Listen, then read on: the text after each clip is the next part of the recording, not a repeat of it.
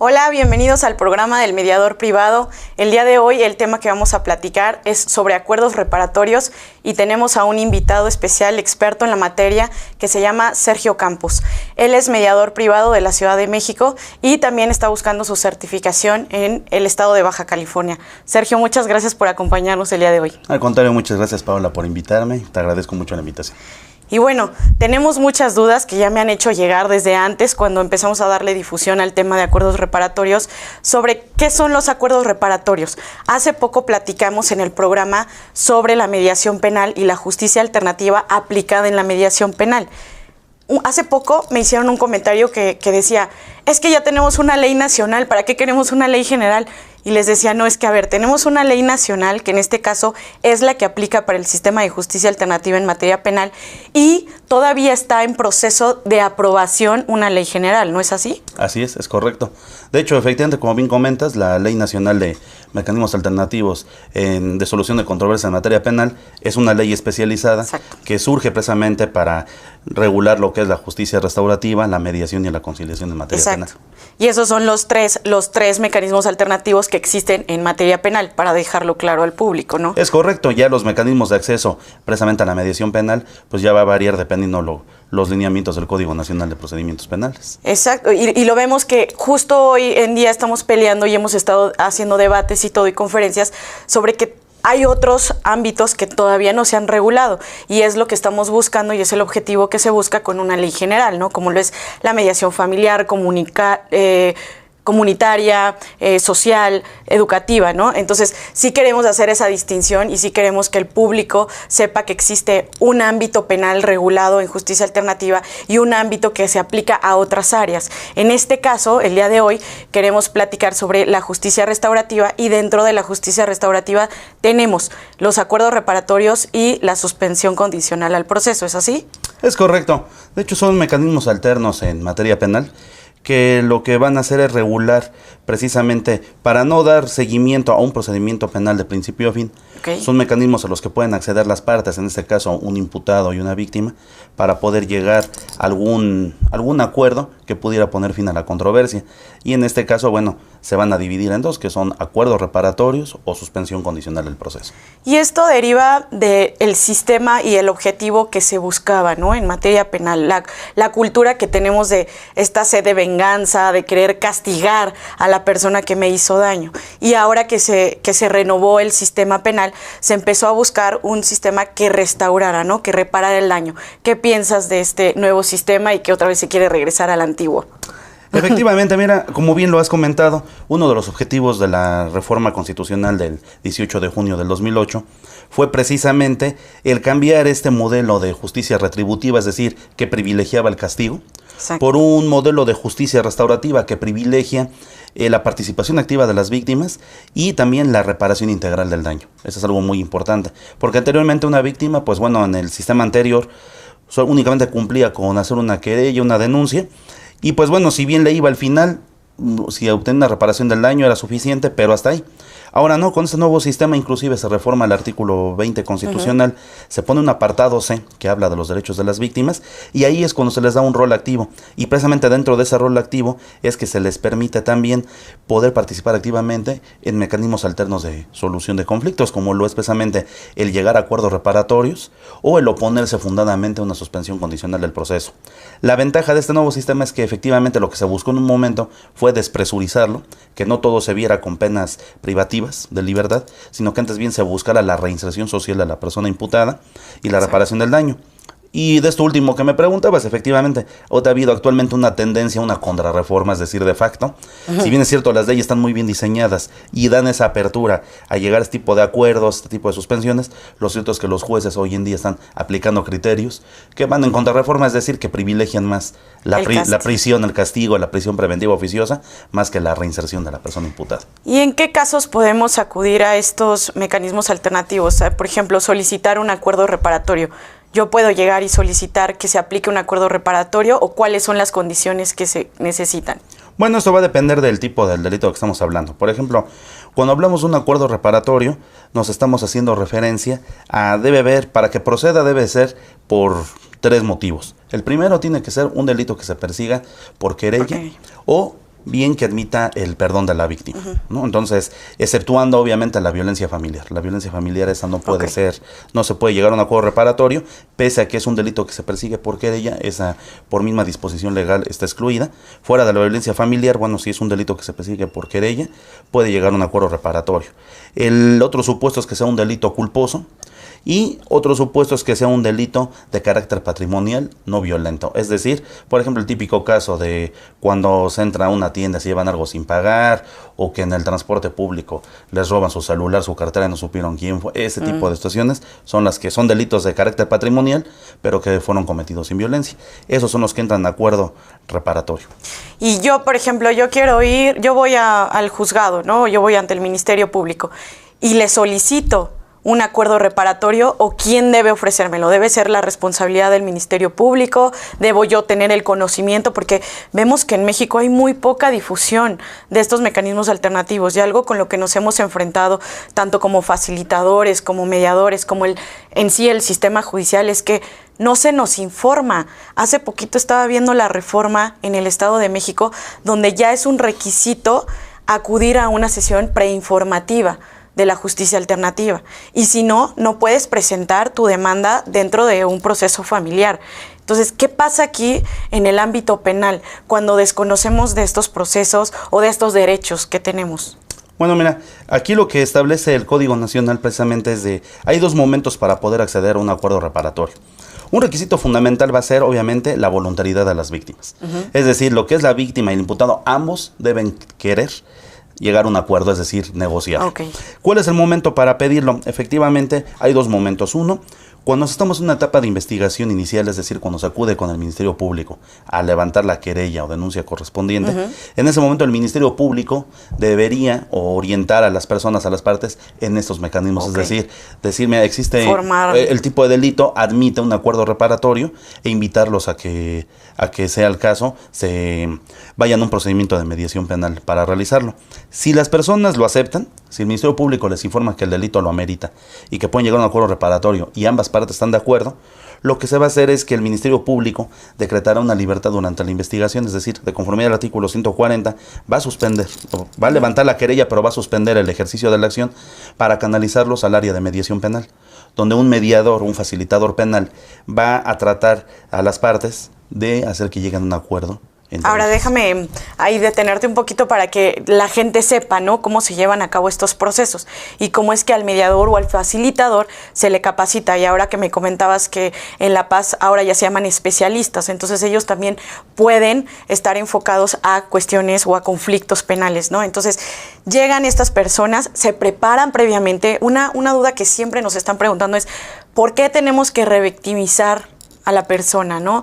Y yo les digo, no, es que esta persona no entra luego a una sesión de mediación o a una facilitación penal sin haber estado preparada, sin haber platicado con este facilitador, sin saber cuáles son sus derechos, sin saber cuáles son los beneficios de llevar a cabo este proceso, ¿no? Platícame cómo es que se prepara a las personas, si tú has estado, por ejemplo, como abogado de alguna de las partes, o si te ha tocado hacer un ejercicio de facilitación penal, cómo se prepara para que no tengan que vivir esta situación de revictimización. Bueno, hay precisamente lo que se busca. Por eso es que es importante pensar en la voluntariedad del procedimiento, porque efectivamente para evitar revictimizaciones no se les puede obligar a asistir. Ese es un primer punto. Cuando a la víctima se le dice, oye, ¿podrías llegar a un acuerdo reparatorio? Y si la víctima dice, no quiero, pues no se lleva nada a cabo. Aquí partimos de la premisa de que la víctima sí quiso, entonces ya estamos en una cuestión de voluntariedad. Lo que va a hacer el facilitador penal va a ser precisamente entrevistarse con ambas partes por separado. ¿Para qué? Para explicarles en qué consiste el procedimiento que se va a llevar a cabo, cuáles son sus alcances. Los alcances van a ser obviamente llegar a un acuerdo donde la víctima, ¿qué va a obtener? Va a obtener acceso a la justicia, porque en un momento dado está obteniendo el reconocimiento de la persona, es decir, si está admitiendo de alguna manera que cometió el hecho que la ley señala como delito, entonces le está dando ese reconocimiento de su calidad de víctima. En un momento dado está teniendo también este acceso a la verdad, es decir, bueno, estoy reconociendo mi falta Y también igual se puede llegar hasta una disculpa, porque no nada más la reparación del daño, es por eso te decía que es integral, no es nada más meramente económica. Hay medidas de satisfacción y garantías de no repetición. Entonces la misma víctima, en un acuerdo entre ambos más, y a lo mejor hay de donde muchas veces son vecinos o se conocen, entonces llega el momento que dicen, bueno, mira, van a seguir conviviendo. Exactamente, entonces hay que tener una media de satisfacción. ¿Cuál es? Mira, me disculpo del hecho que hice, y además me comprometo a no volverlo a realizar. Ahí está la garantía de no repetición. ¿Sí me explico? Entonces son cuestiones que les van a servir a ambos, y lo mejor es que eso va a quedar plasmado en un documento. Que en el caso, en un momento, ¿cuáles van a ser los efectos de este convenio que se llegue? Una vez realizado el convenio y firmado, bueno, va a extinguir la acción penal, pero al final queda un antecedente, un registro de que se llevó a cabo existe un acuerdo reparatorio. Si se volviera a cometer una conducta por ese mismo hecho, ya la persona imputada ya no podría volver a hacer un acuerdo reparatorio. O sea, no se trata de que, bueno, te hago algo y otra vez otro acuerdo, y te hago nuevamente un acuerdo. Y la justicia no los protege de seguir haciendo y repitiendo delitos, exactamente, ¿no? Entonces lo que se hace es que es por única ocasión.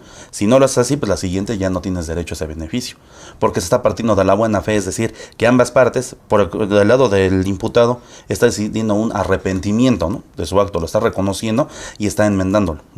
Pues es una justicia de alguna manera de carácter restaurativo, ¿no? Y la víctima está obteniendo reparación del daño, pero además medidas más adicionales, como te digo, garantías de no repetición, garantías de satisfacción.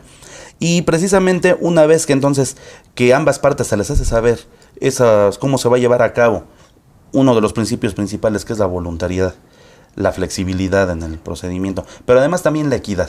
Algo muy importante que se debe tomar en cuenta en el procedimiento de mediación penal es la equidad entre las partes. ¿Por qué razón?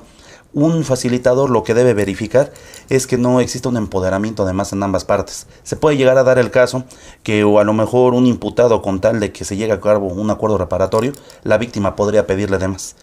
Entonces, el facilitador también tiene que ver que exista un equilibrio. ¿Sí me explico? O sea, no es de que, bueno, mira, a lo mejor la reparación del daño implica, no sé, que te recupere el celular que te había sustraído, pero ahora me vas a dar el de última generación, ¿no?, cuando ya lo recuperas. O sea, debe haber una cierta equidad entre las partes, ¿no? Eso es también lo importante, que se les hace ver. Y en caso de que estén de acuerdo, bueno, ya se hace una sesión conjunta, donde entonces el facilitador escuchará a ambas partes, sus propuestas, que existan esas disculpas que se tengan que dar, y obviamente que se plasme eso en un convenio. Justo eso es algo que preocupa mucho, ¿no?, cuando ya estamos en un proceso de facilitación penal. Que sea el facilitador quien promueva la comunicación, ¿no? Y no el facilitador. Supongo que debe ser una carga excesiva de trabajo, ¿no? Lo que tienen un facilitador, porque aquí en México son muy pocos, desafortunadamente, los facilitadores que existen, ¿no? Y como mediadores privados no podemos ejercer la facilitación penal. Entonces, supongo que la carga de trabajo es mucha. Y me ha tocado que también dentro de las instituciones existen estos facilitadores penales, pero llegan y proponen la solución del acuerdo, ¿no? Yo creo que por querer salir rápido no ha sido el caso de los mediadores de los facilitadores que conozco del Centro de Justicia Alternativa, pero en algunos cursos que me ha tocado sí he visto que hay facilitadores que llegan y proponen. ¿Tú qué piensas de eso? Pues mira, de primera un momento eso no debiera ser, porque existen cláusulas escalonadas dentro de la ley nacional. Ajá. Es decir, si un facilitador empieza a proponer soluciones, bueno, eso se le llamaría conciliación penal. No está prohibido, se puede. Pero lo primero que se busca es que vaya en un efecto escalonado, es decir, se comienza con una mediación. El facilitador debe poner todas las herramientas, todas las técnicas para propiciar la comunicación entre las partes y que sean ellos los que propongan soluciones, que ambos les satisfagan. Habrá momentos en los que exista algún posicionamiento, o habrá momentos en los que definitivamente a lo mejor ya no hay nuevas propuestas entre ambos, y a lo mejor ahí sí será cuando el facilitador pueda proponer esas propuestas, y entonces ya se convertirá en una conciliación. Del mismo modo es válido porque lo contempla la ley nacional y se llegará al mismo acuerdo. ¿Cuál va a ser la diferencia? Que en la mediación, pues ellos propusieron los acuerdos solitos y se quedó en un convenio. Y en la conciliación, pues bueno, lo terminó proponiendo el facilitador. Bueno, tenemos que ir a corte comercial y ahorita regresamos. Todavía hay muchas dudas al respecto y me gustaría compartir también contigo uno de los ejemplos, ¿no?, que se viven constantemente ahora en retos virales. Regresamos. ¿Ya eres parte de la comunidad IMEFI? Nosotros, los socios IMEFI, que necesitamos estar permanentemente actualizados en aspectos fiscales, laborales, contables y corporativos, tenemos una plataforma exclusiva donde encontramos programas especializados y además podemos consultar la información en línea de Let's SAT todo el tiempo. ¿Qué obtengo si soy socio IMEFI? Al ser socio IMEFI, obtienes grandes beneficios a un costo muy accesible. Tendrás acceso a los programas Debate Fiscal, Fiscal a Fondo, Entre Leyes, Contador Digital, Tax Day Antilavado de Dinero, Mediador Privado, Razón Cero, entre otros, completos y sin cortes comerciales, y además a cursos exclusivos. ¿Y qué es LexSat? En LexSat podrás consultar leyes, reglamentos, resolución miscelánea e información de utilidad diaria. ¿Qué estás esperando? Mándanos un WhatsApp al 55 26 96 71 79 para más información. Hola, ¿qué tal amigos? Yo soy Luis Valiente y vengo a invitarlos al próximo curso que vamos a dar en Blue Business, en donde vamos a platicar acerca del marketing digital dirigido a bufetes jurídicos o a despachos de contadores. En este curso, con una duración de 4 horas, junto con Jessica Rueda, vamos a tratar de explicarte qué onda con las páginas web. ¿Son necesarias o la verdad es que es pura moda? ¿Qué onda con las redes sociales? Si ya tienes tus redes sociales, ¿qué es lo que tienes que publicar y qué es lo que no tienes que publicar? Vamos a hablar un poquito de la competencia y también acerca de WhatsApp y de cómo puedes aprovecharlo en tus redes sociales, entre muchos otros temas. Así que por aquí te dejo el correo electrónico y el WhatsApp en donde puedes mandarnos un mensajito para tener más información. Nos vemos pronto.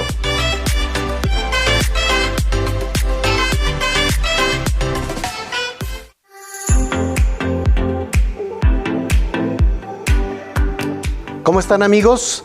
En IMEFI y Tax Day tenemos el curso en línea CIPRED 2020. Es el CIPRED 2020 de los estados financieros general, con los cambios en los anexos, a los papeles de trabajo que se envían a GAF. ¿Qué vamos a ver aquí? El miércoles 9 de junio del 2021 vamos a ver los anexos. El jueves vamos a ver el informe y el viernes vamos a ver las notas a los estados financieros. Anexos, informes y notas. Es un curso de 3 días, los 3 días es de 16 a 19 horas, ¿de acuerdo? Son 9 puntos para nuestra educación profesional continua. Si yo me inscribo, desde el momento en que me inscribo ya me dan acceso a los materiales. Te mando un abrazo, colega, y esperemos estar trabajando juntos. Muchísimas gracias.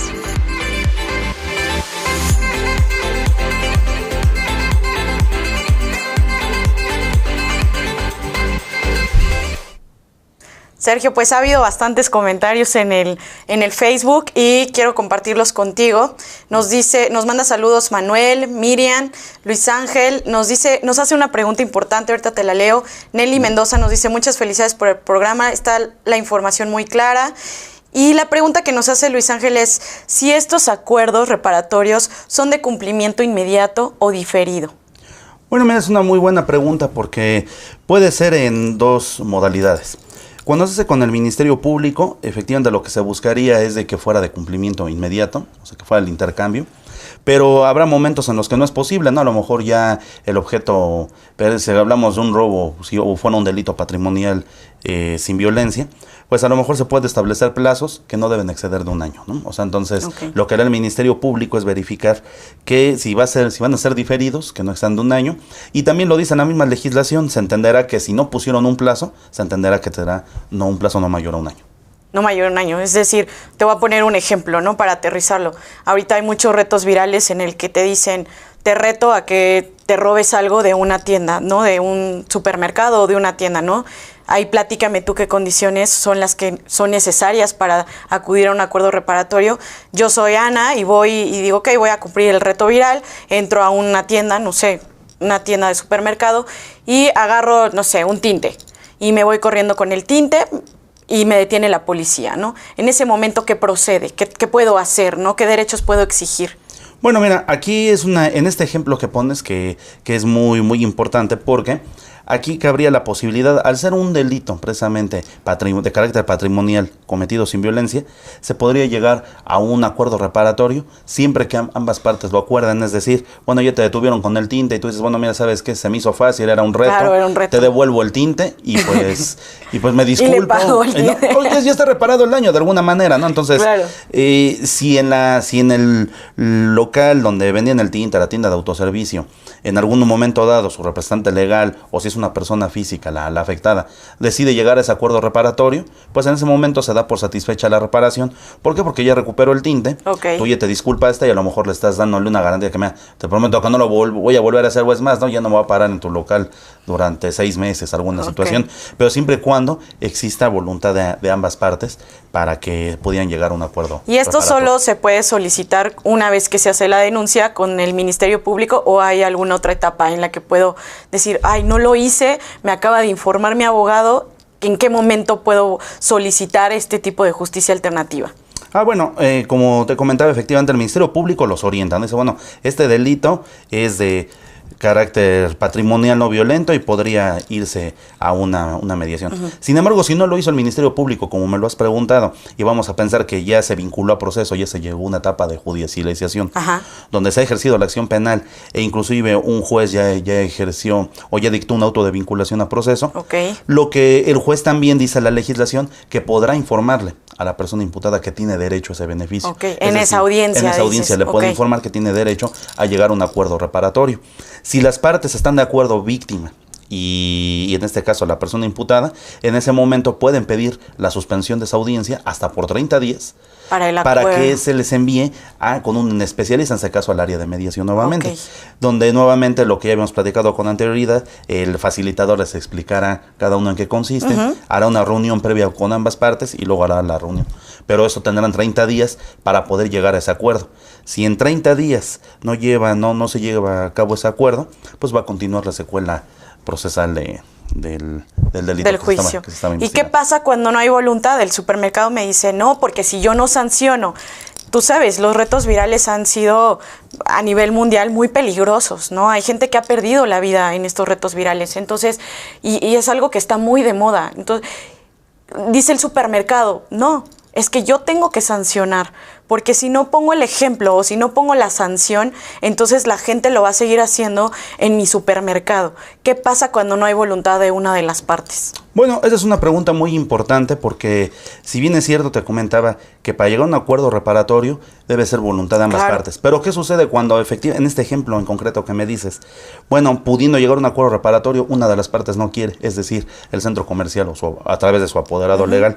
Pues bueno, lo que le va a quedar en un momento dado a la persona imputada es precisamente solicitar una otra salida alterna que ya hemos platicado, que es la suspensión condicional del proceso. ¿Qué es la suspensión condicional del proceso? Bueno, esa tiene otras características muy distintas al acuerdo reparatorio. ¿Por qué razón? Porque en la suspensión condicional del proceso, para que proceda, entre otras cosas, el delito no debe exceder una media aritmética de 5 años para Ok. que pueda proceder. La persona que lo solicita no debió haber tenido este beneficio, es decir, haber estado sujeta a una suspensión condicional por lo menos 2 años antes. Ok. O sea, si ya después de 2 años había tenido una suspensión condicional, pasaron 2 años y vuelve a cometer otra conducta, bueno, puede Ya no es- acceder. Pero si está todavía en el inter de 2 años, no va a poder acceder. Ok.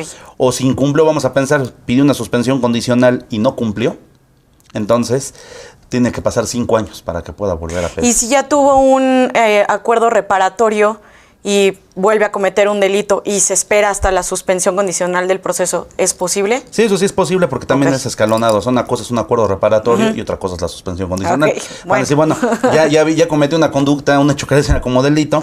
Ese ya es un problema en la justicia correcto. penal. Sí, o sea, va en escalada. Dice, bueno, yo no puedo llegar a un acuerdo reparatorio, pero puedo llegar a una suspensión condicional Exacto. porque es mi primera suspensión. Así va a ser lo mismo. Y otra situación, bueno, entonces, la suspensión condicional, ¿qué va a hacer?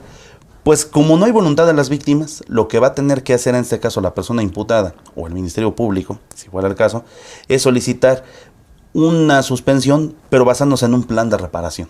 Ok. Es decir, lo primero que tiene que estar cubierto es la reparación del daño.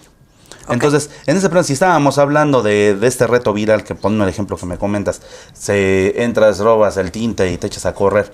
La tienda de autoservicio dice, yo no quiero llegar a un acuerdo reparatorio porque tengo que mandar un ejemplo a la sociedad. Un mensaje, ¿no? Esto tiene que parar. Exactamente. Entonces, ¿qué es lo que va a suceder? Bueno, como un plan de reparación, si se recupera el tinte y está en buenas condiciones, se entenderá que ya está reparado el daño. Vamos a pensar que si del forcejeo, de que se echó a correr, se rompió el tinte, bueno, pues se tendrá que recuperar el valor del, porque bueno, esta mercancía ya no me sirve así, tienes que recuperarme el valor del tinte, ¿no? Entonces, sea de una manera u otra, se tiene que reparar el daño. Entonces, una vez que se está reparado el daño, se plantea unas condiciones que nos marca el artículo 195 del Código Nacional de Procedimientos Penales. ¿Qué condiciones son? Puede ser precisamente el no acercarse a la víctima, el comprometerse a asistir periódicamente al local del juzgado, el comprometerse a no volver a ir a ese establecimiento, por ejemplo. ¿Cuál es la situación? ¿Cuánto tiempo va a durar? Aquí sí está condicionado. Se debe fijar un plazo. El plazo no debe ser menor a 6 meses ni mayor a 3 años. De 6 a 3 años es cuando se debe cumplir esta reparación del daño. Es el plazo. Por ejemplo, para este ejemplo que nos pones en concreto, ¿cuál sería el plan de reparación? Uno diría, bueno, la reparación del daño, como se recuperó el tinte y estaba intacto, el daño estaba reparado. El plazo para cumplimiento, yo te propongo que durante 6 meses no voy a asistir a ese local por ningún motivo. Yo no me voy a parar en ese local durante 6 meses. Y una vez cumplido ese plazo, en ese momento el juez aprobará que se cumplió ese tiempo y lo que va a suceder es que ya no se va a ejercer la acción penal, es decir, se va a generar un sobreseimiento de la causa. ¿Cuándo se va a tener acceso a una suspensión condicional? Aquí sí, forzosamente, se tendrá que estar vinculado a proceso. La suspensión condicional no se puede hacer en sede ministerial. Si alguna de las partes no quiere llegar a un acuerdo reparatorio, lo que va a hacer el Ministerio Público es ejercer la acción penal. Se va a abrir una audiencia de control y el juez lo va a vincular a proceso. Y una vez vinculado a proceso es cuando entra la oportunidad para solicitar la suspensión. Y de todas formas, una vez solicitada esta suspensión, se cumpla o no, sigue existiendo un antecedente, como lo pasa en el acuerdo reparatorio. Exactamente, se queda un antecedente por lo que te comentaba de que si vuelve al mes siguiente, al año siguiente, a los 2 años, vuelve a cometer una conducta y dices, bueno, si estás todavía en el periodo del cumplimiento, estás dentro de los 2 años, no puedes volver a solicitar otra suspensión. Después de 2 años ya puedes volver a acceder a una suspensión. Según yo sé, ¿no? Y corrígeme si estoy mal, en el acuerdo reparatorio hay posibilidades de tener de 2 a 3 acuerdos reparatorios en un mismo periodo de tiempo, es decir, 1 año, por ejemplo. ¿Si es así o no? Siempre y cuando sean delitos distintos. O sea, eso me preocupa. No deben ser de la misma naturaleza, o sea, es decir, sí se pueden tener, ahí no manejan esa temporalidad que manejan la suspensión condicional. De aquí no tienen que pasar mínimo 2 años antes de que accedas a otro. En los acuerdos reparatorios, puedes tener acuerdos reparatorios, pero siempre y cuando sean por diversos hechos que la ley señale como delito. Es decir, no puedo decir... robo y robo, ese no, sino si robo y me peleé con alguien. Exactamente, y lesiones, exactamente, ¿no? Por ejemplo, así sí se pueden llegar a acuerdos de ese tipo, pero siempre y cuando sean de distintas naturalezas. Y que esto me preocupa, ¿no? Porque en la sociedad en la que estamos y que constantemente existe este tipo de violencia y este tipo de inseguridad, ¿qué medidas pueden tomar las autoridades o, en su caso, la persona que fue víctima? Yo puedo llegar a una suspensión de proceso y decirle, quiero que esta persona venga a trabajar 3, 4 horas diarias en la limpieza de mi local, porque lo dañó, ¿no? O porque me robó un producto de mi empresa, con el fin de que esta persona sepa lo que es el trabajo, ¿no? Saberse ganar las cosas o pagar ese daño que hizo. ¿Qué tan amplias pueden ser estas medidas? ¿Quién las determina? ¿Las determina la autoridad? ¿Las determina el Ministerio Público? ¿Las determina la víctima? ¿Cómo se manejan esas cuestiones? Pues mira, lo que contempla la legislación nacional, es decir, el Código Nacional, en este artículo 195 que te comentaba, sí se contempla el trabajo en favor de la comunidad, pero ojo, es a favor de la comunidad, no de la persona afectada. Porque también está prohibido, obviamente, la explotación del hombre por el hombre. Hay que garantizar ciertas garantías constitucionales. Y entre ellas no puedo decir, bueno, mira, si como condición que trabaje gratis durante 6 meses. Eso no es posible. Pero, por ejemplo, lo que sí se puede el comprometer, decir, bueno, mira, ¿sabes qué? Para llegar a esta suspensión condicional, pues sí me comprometo. A lo mejor vamos a pensar que fue un delito de carácter patrimonial en el sentido de que tal vez se puso a grafitear paredes, ¿no? Entonces ya fue un daño a la propiedad. Claro. Entonces puede decir, bueno, mira, yo me comprometo a que voy a pintar todas las Banquetas. bardas de la cuadra, ¿no? O voy a adoptar esta y yo la voy a estar limpiando. O sea, eso sí se puede porque es trabajo comunitario. Y entonces ahí sí fijarían las condiciones, ¿no? Diría, bueno, mira, yo me voy a comprometer a hacer este trabajo comunitario de manera, ahora sí que, como parte de esta condición, durante un periodo. Entonces pues se van a fijar los términos. Como te decía, no puede ser menor a 6 meses, no puede ser mayor a 3 años. O sea, no se puede prolongar por más de 3 años. Ok. ¿Cuándo se prolongan generalmente a 3 años? Cuando estamos hablando que la reparación del daño es de carácter económico. Se da mucho en la violencia familiar. Ok. Como te decía, la violencia familiar no admite acuerdos reparatorios, pero sí admite suspensión. Entonces existen, por ejemplo, medidas o reparaciones del daño que tienden a ser amplias, es decir, a lo mejor de ahí se deriva que... No pago la pensión. Exactamente, que tendría ahí, a lo mejor tiene ahí adeudos ahí alimentarios o derivado de la reparación integral del daño, pues a lo mejor la cuantía no es tan mínima, ¿no? A lo mejor ahí hubo un daño al proyecto de vida, hubo un daño moral que se acreditó con alguna pericial, ya sea en victimología, una pericial en evaluación de daño moral, y a lo mejor se eleva, no sé, a una cantidad, vamos a pensar, de daño moral son 300,000 pesos. Y dice la persona, no tengo yo los 300,000 pesos. Tengo que trabajar. El Código Nacional dice, pues no te puedo yo negar ese beneficio meramente por no tener recursos económicos. Pero lo que sí se puede hacer es llegar a un compromiso de pago. Es decir, mira, no tengo los 300,000 pesos juntos, pero a lo mejor los 300,000 los voy a dividir en 36 meses. Tocaría, por ponerte un ejemplo, no sé, de a 8,000 pesos mensuales. Entonces, mira, yo durante 3 años, mensualmente te vas a dar 8,000 pesos mensuales. Entonces, en ese momento, si la víctima... Ahora sí que una de las situaciones para que proceda la suspensión condicional es que no exista oposición fundada de la víctima. Ojo, fundada. Sí. ¿Qué es fundado? O sea, la víctima puede decir... Miedo a su seguridad, ¿no? No, exacto, o que diga que me pague el daño vida completo. O sea, vamos a decir, porque muchas de las veces se da el caso que en las procuradurías, generalmente en delitos de violencia familiar, por ejemplo, y eso es algo muy importante, porque muchas de las veces se hace una pericial en psicología para que proceda. Y en la pericial dicen, mira, como reparación del daño requiere 10 terapias a razón de 700 pesos.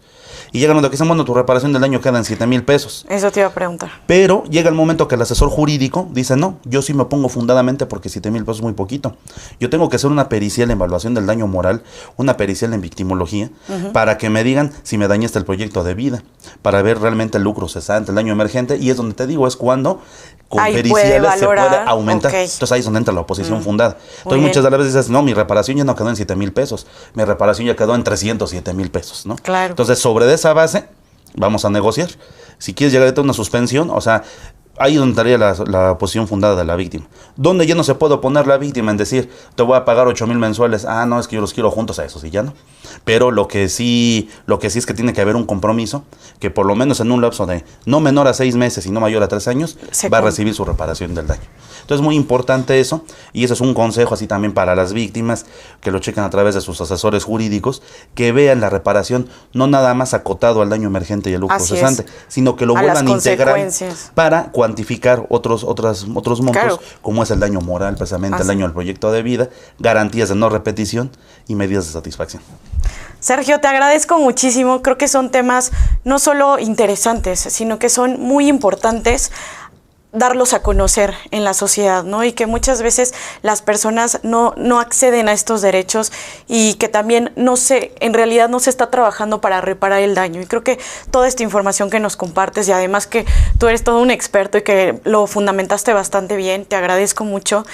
Creo que esto va a ayudar a que la gente empiece a ver nuestro sistema judicial de otra manera, ¿no? Y que también la gente busque que no solo es buscar el castigo, ¿no? Y que la persona vaya a la cárcel y que la persona se quede ahí 5 o 10 años sin que salga con la idea de que eso no lo tiene que volver a hacer, ¿no? Sino que tiene que reparar el daño, pedir perdón muchas veces y trabajar para restaurar ese daño. Te agradezco mucho que nos hayas acompañado el día de hoy. No, pues yo te agradezco muchísimo. Gracias por este tipo de programas y te agradezco bastante. Gracias, Sergio. Gracias. Nos vemos en el siguiente programa.